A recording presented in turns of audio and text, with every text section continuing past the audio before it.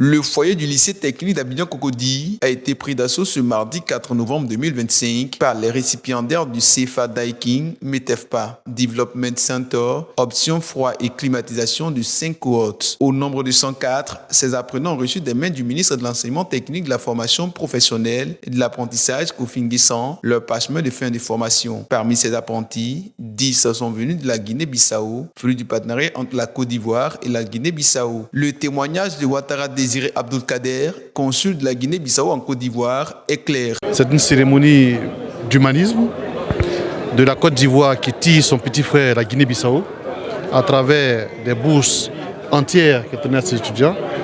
Ils nous ont fait honneur, et tout cela à l'initiative du monsieur le ministre qui est la cheville ouvrière de ce programme-là.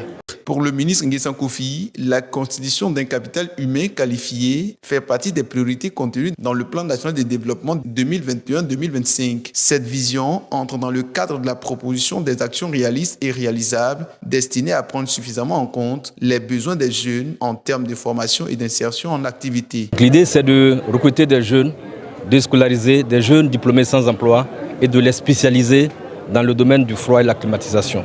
Donc les jeunes participent ici, recrutés, suivent 25% de cours en théorie et 75% dans les entreprises partenaires. Ce qui fait qu'au bout de 4 mois, ils sont tout à fait outillés pour aller sur le marché du travail. Donc c'est une formation qui entre dans le cadre de l'école La Deuxième Chance et qui permet de donner des compétences à nos jeunes et de leur trouver du travail aussi facilement.